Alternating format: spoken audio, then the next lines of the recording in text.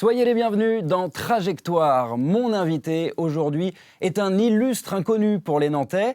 Normal, il vient d'arriver de Paris pour ses élections municipales, candidat du Rassemblement national à Nantes. Le terme de parachuté n'est pas forcément très flatteur. Moi, je ne me considère pas comme membre d'un parti raciste, je suis membre du Rassemblement national. On sait bien qu'il y a une partie de la population, notamment à Nantes, vraiment au centre, qui est assez hostile aux idées que je porte. Vous, elle vous fait peur, cette ville ? Oui, à certains endroits, oui, elle me fait peur. Bonjour Jean-Claude Hulot. Bonjour Maxime Jacquelin, merci de m'accueillir sur votre plateau ce matin pour que nous puissions échanger sur ces élections et sur moi-même. Et sur votre parcours et votre trajectoire. Merci d'avoir accepté notre invitation. Vous êtes donc parisien, vous êtes arrivé il n'y a pas très longtemps à Nantes. D'abord, comment vous la trouvez, cette ville ? Vous vous y sentez bien ? Alors d'abord, je voulais quand même corriger quelque chose. Moi, j'ai des attaches nantaises familiales de longue date et un attachement fort pour la Loire-Atlantique également de longue date. C'est quand la première fois que vous êtes venu à Nantes alors ? Je ne saurais dire quand c'était pour la première fois, mais j'avais une partie de ma famille qui était à Saint-Étienne-de-Montluc. Et donc, de là, on allait évidemment à Nantes chaque fois que j'allais rendre visite à cette partie de ma famille maternelle. Et alors là, est-ce que vous avez trouvé un logement, j'imagine, pour faire campagne ? Oui, bien sûr. Ça a été facile ? Oui, ça a été facile. J'ai pas eu de problème. Comment j'ai trouvé la ville ? Eh bien, moi, j'ai été quand même assez effaré de voir l'état de la ville en chantier, d'une ville dans laquelle Où ça, par exemple ? Où ça, dans quel quartier de la ville, par exemple, ça dans vous quel a quartier choqué ? Ça m'a choqué au niveau du pont Anne de Bretagne, au niveau des abords du pont Anne de Bretagne, au niveau également du château, dans le jardin à côté. C'est pas une ville qui est belle aujourd'hui pour vous ? Pour moi, c'est pas une ville qui est très belle aujourd'hui. Non, c'est pas une ville dont, en tout cas, dont la beauté n'est pas mise en valeur comme elle pourrait ou elle devrait l'être compte tenu de son patrimoine architectural et industriel. Je suis d'une famille d'architectes et j'attache beaucoup d'importance à la beauté d'une ville. Alors, on va parler de votre histoire familiale dans un instant, mais d'abord, est-ce que vous savez comment on appelle les Parisiens qui emménagent à Nantes ? Il y en a beaucoup et depuis longtemps. Il y a un mot pour ça, je ne sais pas si vous le connaissez. Non, je ne le connais pas encore, vous allez me l'apprendre. Alors, on les appelle les Nantisiens. Bon, c'est assez logique. Quand on parle de politique, souvent le mot qui revient plus tôt, c'est celui de parachutage. On vous le dit beaucoup depuis que vous êtes arrivé dans cette campagne. Est-ce que vous assumez cette étiquette de parachuté à Nantes ? Le terme de parachuté n'est pas forcément très flatteur. Ce que j'assume, c'est le fait de porter des idées qui sont à un niveau national que j'apporte à Nantes. Comme je vous l'ai dit, j'ai des attaches de longue date en Loire-Atlantique, donc je ne me sens pas... Et vous êtes arrivé qu'en septembre, je crois. Parachuté. Alors, je n'ai un logement à Nantes que depuis septembre. Mais, encore une fois, je suis proche de la ville depuis des décennies. Mais on peut être candidat à la mairie d'une ville sans y vivre depuis un certain temps ? C'est pas incompatible ? Non, je pense que ça n'est pas incompatible. Je pense qu'il est tout à fait légitime de se présenter dans une ville de France où maintenant, donc, comme je vous l'ai dit, j'ai un logement, je suis inscrit sur les listes. Dans quel quartier, vous pouvez nous le dire ? Où est-ce que vous vivez ? Oui, dans le quartier de Doulon. Dans le quartier de Doulon, à côté de la gare, c'est pratique. Pas très loin de la gare, c'est pratique. En tram, ça se fait très vite. Vous retournez encore régulièrement à Paris ? Alors, ça m'arrive de retourner régulièrement à Paris puisque je travaille encore. Et donc, on y reviendra sans doute, fonctionnaire au ministère de l'économie. C'est pas forcément un cadeau quand même d'être candidat du Rassemblement national à Nantes quand on regarde les résultats des dernières élections, les dernières municipales, à peine plus de 4%. C'est une mission compliquée. Est-ce que vous avez l'impression d'avoir presque été envoyé au casse-pipe ici ? Alors, je n'emploierai pas un terme comme celui-là. C'est une mission, en effet, difficile. Maintenant, je sais que depuis les dernières élections municipales, il y a quand même toute une dynamique nationale qui porte le Rassemblement national. On le voit bien dans toutes les enquêtes d'opinion. Et je pense que les grandes métropoles nationales ne peuvent pas rester à l'écart de cette dynamique nationale. Donc, je pense que c'est important, au contraire, d'ancrer le Rassemblement national nationale dans les grandes villes régionales. Et Nantes en fait partie, même si, en effet, jusqu'à présent, ça n'est pas acquis. Et puis, je pense aussi qu'après 35 années d'administration par le même parti, il y a un besoin de renouvellement très fort que j'incarne. Et vous me disiez quand même, avant qu'on commence l'enregistrement, que c'est pas facile. L'accueil est plutôt hostile parmi une partie de la population. Oui, on C'est sait bien qu'il y a compliqué. on sait bien qu'il y a une partie de la population, notamment à Nantes, vraiment au centre, qui est assez hostile aux idées que je porte. Je le sais, mais Vous y attendiez ? j'en étais conscient. Ça dépasse peut-être les proportions auxquelles je m'attendais, mais C'est-à-dire concrètement une présence policière sur vos événements ? C'est-à-dire sur les événements, en effet, parfois une présence policière pour être sûr d'assurer la sécurité, alors que ça ne devrait pas, je trouve, être le cas. On va revenir, parce que c'est le principe ici dans Trajectoire, sur votre parcours personnel, professionnel, parcours qui a commencé à Paris. Vous êtes donc parisien. Je suis né à Paris. Vous êtes né à Paris, vous y avez grandi. Vous avez fait Sciences Po et l'ENA. Sont des études assez prestigieuses. On ne peut pas vraiment dire que c'est l'itinéraire d'un adolescent rebelle. Comment vous étiez à cette époque-là ? Un peu premier de la classe ? Alors, j'ai fait successivement à Paris. J'ai fait d'abord l'école des mines parce que j'étais ingénieur de formation, première formation. Puis, en effet, après avoir fait mon service militaire dans la marine, j'ai fait Sciences Po et je suis rentré à l'ENA. Alors, on peut dire que c'était un côté peut-être premier de la classe. En tout cas, c'était le désir, oui, de servir l'État qui m'a porté à faire ces études. Vous en gardez quel souvenir ? De l'ENA notamment ? J'en garde un bon souvenir. Je sais que ce n'est pas le cas de tout le monde. Moi, j'avais trouvé que c'était une école qui permettait de rencontrer des gens qui venaient en fait d'horizons relativement différents, parce qu'il y avait les étudiants qui sortaient de Sciences Po, comme moi. Il y avait des gens qui avaient déjà travaillé dans la fonction publique et qui passaient le concours interne et qui apportaient une expérience différente. Et puis, il y avait même, ma promotion avait été la première où il y avait ce qu'on appelait la troisième voie, qui était une innovation qui permettait à des gens ayant fait une carrière, y compris dans le privé, de revenir pour intégrer la fonction publique un peu plus tard dans leur vie. Donc il y avait un brassage assez intéressant et enrichissant. Et parmi ces camarades, il y en a qui ont fait des carrières qu'on peut connaître, qui étaient vos camarades de promotion ?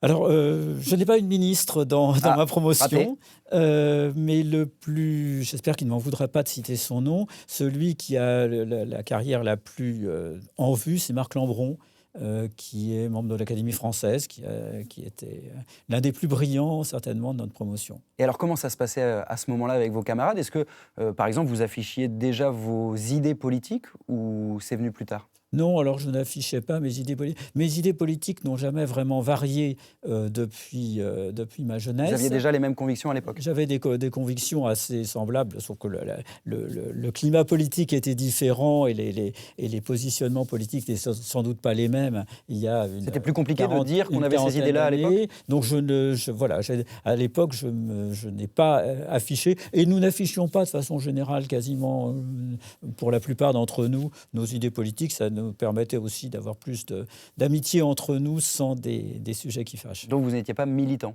Je n'étais pas militant. Ensuite, vous êtes rentré au ministère de l'économie et des finances, à Bercy. Qu'est-ce que vous faisiez là-bas, concrètement ? Alors, mes premiers postes ont été à la direction du Trésor, où je me suis occupé beaucoup d'affaires internationales, d'Union européenne d'une part, et puis de G7 et de FMI d'autre part. J'ai passé 2 ans à Londres, à l'ambassade comme attaché financier, où je suivais ce qui se passait dans la City de Londres. Et ensuite, j'ai bifurqué quelques années après vers le secteur de l'énergie, où je suis rentré à ce moment-là à la direction de l'énergie, ça s'appelait l'énergie des matières premières. Et ça a été la période où on a mis en place, c'était très intéressant d'ailleurs, la libéralisation des marchés du gaz, de l'électricité. Dont on parle toujours, qui est un sujet qui continue à faire... Et vous êtes devenu spécialiste de ces questions énergétiques. J'ai vu que vous aviez publié un livre, je crois, qui s'appelle « Mécanique du solide et des systèmes », c'est ça ? Non. C'est un ouvrage ou... Non, alors c'est un homonyme, mais ce n'est pas moi. Ah, c'est pas vous ? D'accord. Voilà. Il y a une erreur dans votre fiche Wikipédia. La fiche Wikipédia, je ne sais pas qui l'a faite, mais elle n'est pas bonne. Elle est bonne sur la biographie, elle est mauvaise sur vos références. Sur les références bibliographiques. Parce que j'allais vous demander de m'expliquer ce que c'était que la mécanique du solide et des systèmes. Alors, je sais ce que c'est que la mécanique du solide parce que j'ai fait des études d'ingénieur. Il y a quand même un lien. Je ne suis pas l'auteur de ce livre de physique à destination des classes préparatoires. Mais vous étiez quand même spécialiste de ces questions énergétiques. Quand on regarde votre parcours, c'est quand même un parcours sacrément élitiste. Est-ce que vous le vivez comme ça ? Et au sein du Rassemblement national, est-ce que c'est un CV qui est bien accepté ? C'est un parti qu'on dit souvent anti-système, qui n'aime pas trop l'élitisme français. Vous en êtes quand même le fruit ? Alors, je ne dirais pas que c'est un parcours élitiste. Je dis, après avoir travaillé dans l'administration, donc sur ces sujets-là, j'ai travaillé au commissariat à l'énergie atomique aussi, comme directeur des participations. Vous êtes haut fonctionnaire et c'est quand même des postes prestigieux. Et après, je suis revenu au ministère de l'économie où je termine aujourd'hui ma carrière puisque j'ai 68 ans. Je ne vis pas ça comme un parcours élitique. Moi, c'est la méritocratie républicaine, je dirais, que d'avoir passé les concours et d'avoir travaillé pour en réussir certains. J'en ai raté, j'en ai réussi, comme beaucoup. Et j'ai mis après l'expérience que je pouvais acquérir au service de l'État et d'un établissement public. Donc, je ne vois pas de contradiction et je sais qu'il y a d'autres personnes qui ont des parcours un peu comme les miens. Il n'y a pas beaucoup d'énarques au Rassemblement national. Alors, il y en a eu. Il y en a eu. Je pense à Florent Philippot qui est parti. Il y en a d'autres, mais... Il y en a d'autres, y compris... moins que dans d'autres partis. À l'Assemblée nationale. Et puis, j'avais rejoint un groupe qui s'appelait les Horaces, qu'on appelle les Horaces, qui était un groupe de conseillers de Marine Le Pen en 2016, de façon à lui fournir des notes pour la préparation des élections présidentielles de 2017 et 2022, ce que nous avions fait. Et donc, c'est un groupe qui se réunissait de façon informelle, mais pour alimenter la réflexion de la candidate. Donc, vous avez eu cette relation de travail au long cours avec Marine Le Pen. Elle était comment, cette relation ? Qu'est-ce que vous retirez de votre lien avec elle ? Alors, je trouve que c'était une relation très fructueuse. C'est quelqu'un qui est très à l'écoute de ce qu'on peut lui apporter, à qui on propose des positions ou des solutions. Et puis, c'est elle qui choisit, évidemment, ce qu'elle retient, ce qu'elle ne retient pas. Nous étions là. Moi, j'étais là pour lui apporter sur certains sujets des éléments factuels lui permettant et des propositions de position.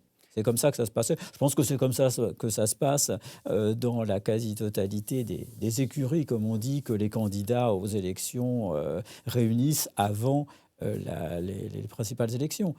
Et là, c'est bien que le Rassemblement national puisse lui aussi avoir un groupe... Donc elle avait besoin de profils comme le vôtre aussi, à cette époque-là, de techniciens sur ces sujets-là. Je pense que c'est pour ça qu'on est venu vous chercher aussi. Je pense que oui, enfin, ce sont des camarades et des amis que je connaissais, avec qui je savais que je partageais les mêmes opinions, qui m'avaient contacté en me disant voilà, on se réunit, viens nous rejoindre. Et aujourd'hui, comment vous vivez cette séquence politique avec son procès en appel pour détournement de fonds publics à Marine Le Pen ? Comment vous vivez ça, vous qui la connaissez ? Alors moi, j'attends de voir quelle va être la décision de la Cour d'appel. Je crois qu'on est encore dans la période des plaidoiries, donc je ne sais pas ce qui... Au moment où on enregistre cette émission, c'est le dernier jour du procès. Voilà, je crois que c'est les plaidoiries de ces avocats qui doivent se dérouler aujourd'hui. Et puis, j'attends, moi, évidemment, sereinement la décision, parce que je pense qu'elle corrigera un certain nombre de points qui m'ont semblé, comment dirais-je, peu satisfaisants dans la décision du premier tribunal. C'était une injustice pour vous, sa condamnation en première instance ? Ce que je considère comme ayant été... Alors, sur le fond, je n'ai pas accès au dossier. Je pense que moi, je ne partage pas l'appréciation du tribunal. Évidemment, je pense qu'elle est innocente. Mais de toute façon, je pense aussi que le prononcé de l'exécution provisoire de la peine d'inéligibilité était exagéré et conduit à un gauchissement du débat démocratique parce qu'on ne peut pas empêcher une candidate qui a été 2 fois à l'élection, au second tour de l'élection présidentielle, de se présenter alors qu'elle porte l'espoir d'une grande partie des Français. Et donc les juges devront décider probablement avant cet été. On va revenir un petit peu à vous. Je vais vous montrer 3 photos parce qu'on parle de Marine Le Pen. Il y a plusieurs générations au Rassemblement national. Donc là, Jean-Marie Le Pen, Marine Le Pen, désormais Jordan Bardella. Vous êtes quelle génération? Vous avez donc 68 ans. De quelle génération vous vous sentez le plus proche? Alors, je n'ai jamais rencontré Jean-Marie Le Pen et je n'ai pas été membre du Front National à l'époque où il en était le président. Donc, je ne... Vous aviez voté pour lui, par exemple, en 2002, face à Chirac? Oui. Oui. Oui. J'avais voté pour lui en 2002 face à Jacques Chirac. J'avais été notamment extrêmement choqué du refus de Jacques Chirac de débattre entre les 2 tours avec Jean-Marie Le Pen parce que ça me semblait une anomalie démocratique. Le responsable du Rassemblement national ici en Loire-Atlantique, qui s'appelle Gauthier Boucher, il est venu avec vous d'ailleurs aujourd'hui pour assister à cette émission. Vous vous connaissez bien? Vous avez une bonne relation? On a une très bonne relation. On se connaît parce que nous nous sommes rencontrés via un autre membre du groupe auprès de qui il travaille à Bruxelles. Je vous parle de lui parce que, vous le savez, il y a quelques jours, des messages qu'il avait postés il y a quelques années sur les réseaux sociaux sont remontés à la surface par le travail des journalistes des Jours et de Libération. Des messages où il parle de race, il traite à l'époque Hervé Morin de pédé. Est-ce que ça vous choque d'abord ces propos-là? Moi, ça me choque. Ce n'est pas comment dirais-je, le vocabulaire que moi j'emploie ou le mode de pensée qui est le mien. Moi, j'essaye d'apporter ma pierre pour une rénovation un redressement de la France et de Nantes en particulier. Donc, je ne suis pas dans une logique comme celle-là. Je ne sais pas à quel message. Je n'ai pas vu les messages auxquels vous faites n'avez pas regardé allusion. Je n'ai pas regardé. Julio Pichon aussi, candidat à Saint-Nazaire, qui était personnellement, ciblé. je suis peu, peut-être est-ce ma génération, adepte des réseaux sociaux. Oui, on en parlera tout à l'heure. Ouais. Je ne publie pas, je n'ai pas Vous n'avez pas de compte Facebook sur lequel je publie des choses. Et donc, je ne publie pas de messages. Enfin, j'ai un compte X pour rendre compte de ma campagne et pour publier un petit peu les événements auxquels je vais. Mais on voit quand même qu'il peut y avoir des propos problématiques encore au sein de votre parti, ce que Jordan Bardella appelait aussi des brebis galeuses à une époque. Je pense que des propos problématiques, il y en a. C'est pas propre au Rassemblement national? C'est pas propre au Rassemblement national. Non, je pense que c'est un parti comme les autres. Si on va du côté recherché à l'extrême gauche et du côté de LFI, des propos ou des actions problématiques, on en trouve largement. Donc. On va revenir à Nantes justement parce qu'il y a un lien avec ce dont on parle.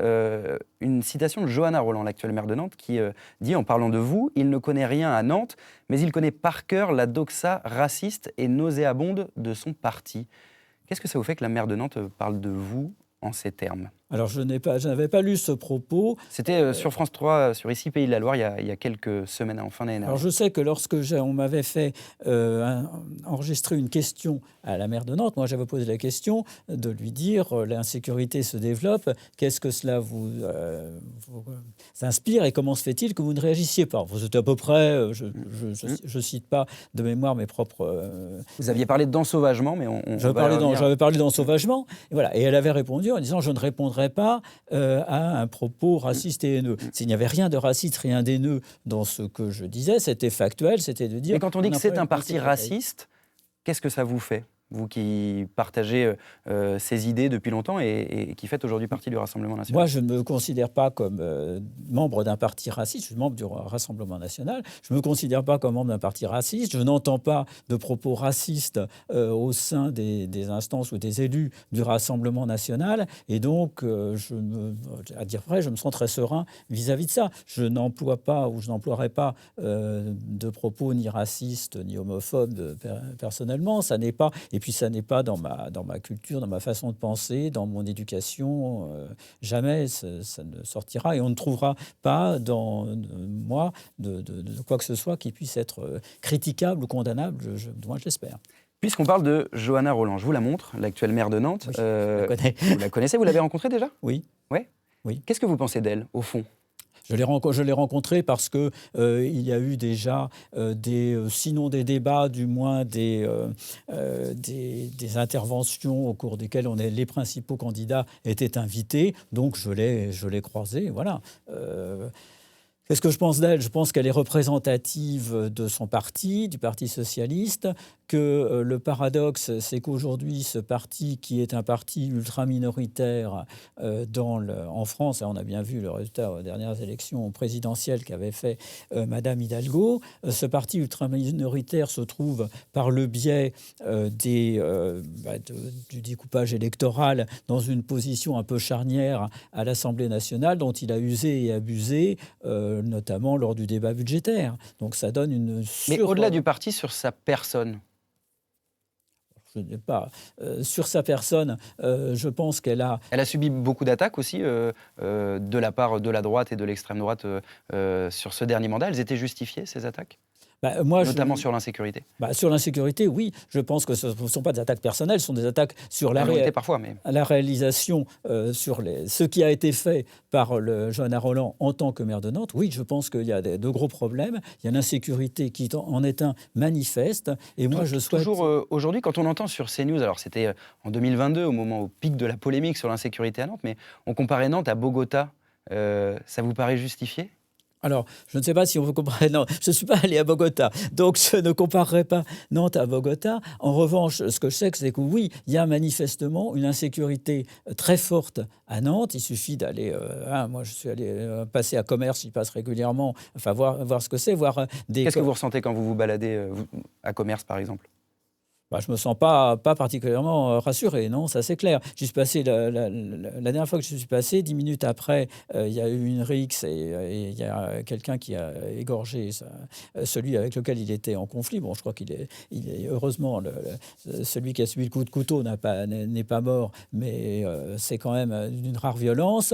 C'est à Commerce aussi que je passe devant une agence de voyage et que je vois des vigiles de sécurité privée qui ont été loués dans la société a été utilisée pour assurer la sécurité parce que le commerçant considère qu'elle ne l'est pas par la police municipale. Je trouve ça totalement anormal. Pour moi, on est dans une ville de France, on doit pouvoir se promener librement, les gens doivent pouvoir prendre les transports en commun, y compris le soir, les femmes doivent pouvoir prendre les transports en commun le soir sans craindre d'être importunées ou agressées, elles doivent pouvoir s'habiller comme elles le veulent, enfin c'est des libertés essentielles, fondamentales, toutes simples. Et vous, elle vous fait peur, cette ville ? Oui, à certains endroits, oui, elle me fait peur. Elle me fait peur. Il y a la présence aussi des camps de Roms dans le quartier de Toulon, qui est quand même quelque chose de tout à fait anormal. Hein. Il y a de véritables villes closes dans lesquelles il n'y a plus on n'accède plus, dans lesquelles les enfants ne sont pas scolarisés, qui vivent en autarcie. Vous savez que le sujet est complexe. Le sujet est complexe, mais c'est à Nantes. C'est un des points, je trouve, qui montre l'échec alors c'est un échec qui peut être partagé entre la municipalité et l'État, mais aussi dans la municipalité pour les responsabilités qui sont les siennes. Mais quand vous parlez d'ensauvagement, c'est un terme qui est revenu plusieurs reprises dans votre campagne, que vous assumez, que même vous mettez en avant.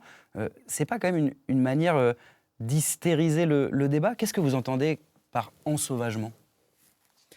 Non, ce n'est pas qualifier la situation qui hystérise le débat, c'est l'existence de la situation qui crée un problème. Après, donner un nom et la qualifier pour essayer de la résoudre, je pense que c'est au contraire le devoir ou Mais ça veut dire quoi, ensauvagement, pour vous? Ensauvagement, ça veut dire que de plus en plus, dans la société française, la vie ou l'intégrité de la personne humaine est de moins en moins respectée et que tout le monde semble s'y résoudre. Et pourtant, les chiffres de la délinquance, par exemple, baisse depuis 2024. Pas au niveau national en tout cas. Je parle à Nantes. Oui. Alors, la question aussi est de savoir si ce sont des chiffres réels ou s'il n'y a pas aussi beaucoup de gens qui n'osent même plus tout simplement porter plainte parce qu'ils se disent que ça ne servira à rien ou qu'ils ont peur des représailles. Donc il faut prendre ce genre de chiffres. Je sais que la municipalité communique là-dessus, mais je serais prudent quant à leur interprétation. Vous pensez que rien n'a été fait sur la question de l'insécurité depuis 2022? Alors, je pense que depuis 2022, ça s'est dégradé. Je ne dis pas que rien n'a été fait, mais en tout cas, on n'a pas appliqué les bonnes solutions et on n'a pas, jusqu'à présent, me semble-t-il, réussi à redresser la situation. Quand on parle aux Nantais, on a quand même l'impression que les choses vont un petit peu mieux depuis quelques temps. Les chiffres le démontrent également. Est-ce que vous n'avez pas le sentiment quand même d'arriver un petit peu après la bataille en focalisant tout sur l'insécurité à Nantes? Non, je ne focalise pas tout sur l'insécurité. Il y a d'autres sujets qui, à mon avis, méritent d'être comment dirais-je, placés en exergue si on veut s'appliquer à restaurer l'attractivité de la ville. Il y a la mobilité, il y a les finances, il y a la Justement, culture. la mobilité, je vous ai entendu parler de la gratuité dans les transports. Et vous le rattachez, vous faites un lien direct avec, vous parlez de pompe à délinquance, donc gratuité des transports en commun le week-end égale plus de délinquance dans le centre-ville. Donc il y a quand même un côté un peu obsessionnel à ramener à chaque fois la question de l'insécurité, vous ne trouvez pas? Non, c'est pas obsessionnel, mais je pense que c'est le point noir principal de la ville avec la mobilité. C'est un autre. C'est pas une bonne chose d'avoir des transports en commun gratuits qui permettent à des gens qui n'ont pas forcément les moyens de se déplacer le week-end? Je ne suis pas certain que ce soit une bonne chose. D'abord, la gratuité, c'est pas vraiment la gratuité, c'est le report de la charge sur les finances publiques. C'est pas forcément en soi une très bonne chose. Et ça, la Cour des comptes l'a démontré dans un rapport très intéressant de septembre dernier sur la gratuité des transports, dans lequel elle dit clairement, elle explique pourquoi ça n'est pas en soi une bonne solution. Donc non, je ne pense pas que la gratuité, ça permet justement à des gens qui sinon ne monteraient pas peut-être dans les transports d'y être, d'y rentrer librement, et ça peut accentuer justement cette insécurité. Oui. C'est une mesure qui a été prise aussi pour des questions environnementales. On a l'impression que vous n'êtes pas très écolo quand on regarde votre positionnement. Là aussi, les études économiques ont pu montrer que cette mesure n'avait pas d'impact environnemental positif, c'est-à-dire qu'elle n'a pas un effet d'éviction. L'idée initiale de la gratuité des transports en commun, c'était de dissuader les gens de prendre des transports individuels. En fait, les études montrent que ça n'est pas le cas. Ça attire plus, en effet, des populations délinquantes en centre-ville que ça ne permet d'éviction de la voiture. Au-delà de la question des transports en commun, parlons de la voiture, par exemple. Vous voulez la remettre un peu au cœur des déplacements. Vous en avez un peu marre des vélos à Nantes. Non, c'est pas ça que j'ai dit. C'est une vision un peu caricaturale de il y a trop de pistes cyclables. Il faut revenir un peu en arrière là-dessus. C'est ce que vous pensez? Ce que je considère, c'est qu'il ne faut pas punir la voiture, si vous voulez. Je pense qu'il faut tenir compte de la situation. Je ne suis pas d'accord avec l'idée qui consiste à dire, on a tant de pourcents d'automobiles. Notre objectif, c'est d'imposer une baisse de 15% sur le mandat prochain ou quelque chose comme ça. Je ne pense pas que ce soit une bonne idée. Vous êtes attaché à la voiture, personnellement, par exemple? Non. Je ne suis pas attaché personnellement à la voiture, mais je pense que si on veut permettre de restaurer l'attractivité, de permettre aux commerçants aussi de recevoir beaucoup plus facilement des clients, il faut permettre aux gens qui viennent en voiture, parce que tout le monde ne peut pas venir en vélo à Nantes. Il y a des familles, il y a des gens âgés, il y a des gens qui se déplacent plus ou moins bien. Il faut leur permettre d'accéder, de se garer simplement, sans que ça soit en soi un problème supplémentaire, sans qu'il y ait une tarification des parkings qui soient dissuasives et complexes. Voilà, c'est juste la fluidité. Je dis, moi, mon souhait serait plus la fluidification des conditions de transport qu'une obligation d'imposer d'aller vers le vélo, les transports en commun. Ou autre. Là, vous êtes venu comment, par exemple? Là? Oui, pour faire cet entretien, vous êtes venu en transport en commun, à pied, en voiture? Alors, je suis venu en voiture avec... Vous prenez le tram parfois? C'était pas la mienne, je suis venu avec la personne... En covoiturage, alors? En covoiturage avec... Est-ce que vous prenez les transports en commun, le tramway, par exemple? Oui, puisque comme je vous l'ai dit, j'habite dans le quartier de Doulon, c'est très, très commode. Oui, je prends le tram. Et vous connaissez du coup le prix du ticket de tram à Nantes? Bah, je connais le prix des abonnements mensuels, plutôt, mais oui, oui. C'est-à-dire? Enfin, le prix de la tram, c'est 1,80 €, Ouais, c'est ça. voilà. Et les Et abonnements. vous avez déjà votre carte Naolib? Ah, j'ai ma carte. C'est vrai? Voilà, j'avais. Ah oui, donc vous avez la carte d'abonnement du Nantais déjà. Oui, oui, oui, oui, oui, oui. D'accord. Ça vous permet de Oui, oui, ben, je ne fais pas tout. Je vais pas tout faire à pied, ni tout en voiture. ni en voiture. Je ne suis pas venu jusqu'à présent. Je ne viens pas jusqu'à présent en voiture. Je me déplace. Et ça vous permet de vous déplacer et de faire campagne Oui, notamment. mais je suis voilà. Alors j'ai 68 ans, mais je suis valide. Je n'ai pas de. Je suis seul. Enfin, ma famille n'est pas là, et voilà. Elle est à Paris. Alors, c'est compliqué parce que mon épouse est très malade et donc de toute façon on ne peut plus se déplacer. Elle est hospitalisée à Paris. Mais mes enfants, eux, ils sont majeurs, donc ils vivent leur vie de leur côté. On n'a pas l'impression que vous êtes très présent sur le terrain dans cette campagne. Alors peut-être parce que vous faites des allers-retours à Paris, mais par rapport aux autres candidats, on ne vous a pas beaucoup vu dans les rues de Nantes ces dernières semaines. Comment vous l'expliquez? Oh, écoutez, c'est peut-être parce qu'on n'a pas su regarder, mais si j'étais là, je suis là, je viens avec les militants où on fait des actions de distribution de tracts, distribution ou de tractage, comme on dit, j'aime pas trop le Vous êtes allé terme. faire du porte-à-porte comme les autres Oui, candidats? oui, oui, On a l'impression parfois que oui, oui, oui. la simple étiquette Rassemblement national peut suffire, qu'on peut venir de Paris faire campagne à Nantes sans être forcément très présent sur le terrain. C'est pas ce que vous disent les gens que vous rencontrez dans la rue? Ils vous connaissent maintenant? Ils vous reconnaissent? Je pense qu'ils me connaissent, ils me reconnaissent. Il m'est arrivé d'aller dans un café et d'être salué par des gens qui viennent me voir en disant: «Tiens, on a vu, c'était vous, courage, continuez, allez-y». Et puis, je suis frappé aussi de ce que avec des militants, on distribue des tracts et qu'on va à la rencontre des Nantais, on entend quand même énormément cette réflexion: «Ah, ça fait 30 ans, 20 ans que j'habite ici, et c'était si agréable autrefois. Aujourd'hui, je n'ai qu'une seule idée, c'est de partir». Et ça me frappe énormément. Et ça justifie mon combat et ça Et votre me candidature? conforte dans Mais ma... il n'y avait pas de militants ou de candidats naturels du Rassemblement national à Nantes pour venir faire cette campagne? Écoutez, moi, j'ai été investi par la commission d'investiture et donc... C'est Marine Le Pen ou Jordan Bardella qui vous ont demandé de venir ou... Non, mais c'est la Fédération de Loire-Atlantique avec qui j'en avais parlé. Et puis, encore une fois, il y a une commission nationale d'investiture qui est composée d'un certain nombre de députés et de députés européens, d'élus. Sur une ville comme Nantes, on imagine qu'il y a un regard des hauts dirigeants nationaux sur... Bien sûr, bien Donc, sûr, bien sûr. vous avez eu l'occasion d'en discuter avec Jordan Bardella, par exemple, ou Non, avec Marine Le Pen. avec Oui. Marine Le Pen? Oui, oui. Et elle trouvait que c'était une bonne idée pour vous? Oui. Très bien. Oui, oui. Une question, C'était avec son plein accord. une question pour revenir à votre campagne et à votre absence de présence sur les réseaux sociaux. On en parlait tout à l'heure. Est-ce que, j'imagine que c'est un choix de ne pas être sur les réseaux sociaux, pourtant c'est là que se passe aussi en grande partie la campagne. Vous vous y sentez pas à votre place aujourd'hui sur les réseaux? Alors moi, comme je vous l'ai dit, je ne suis pas sur Facebook, je ne publie pas sur Facebook notamment.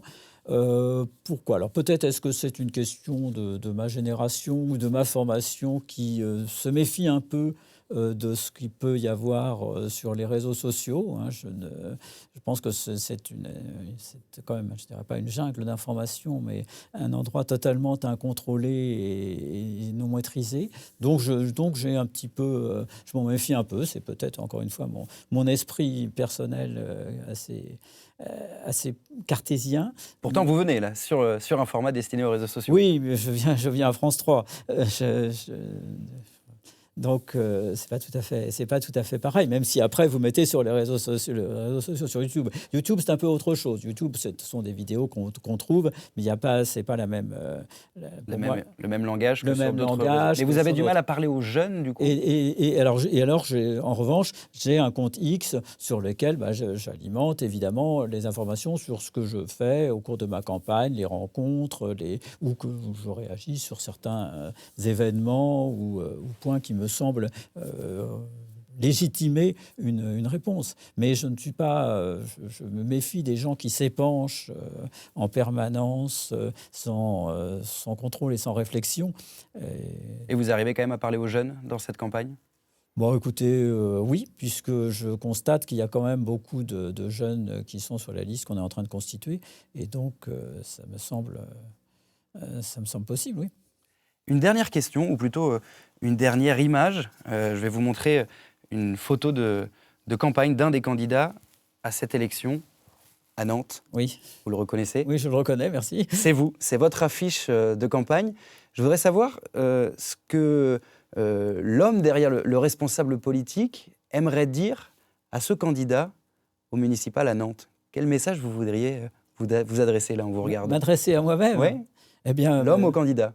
l'homme au candidat, eh bien, de tenir bon, de ne pas lâcher prise, de convaincre, d'être convaincant, je dirais, et d'aller à la rencontre des Nantais pour leur prouver que j'apporte une vision, une proposition pour leur ville et les convaincre que cette proposition est la bonne. Merci beaucoup, Jean-Claude Hulot. Je vous remercie, Maxime Janglin.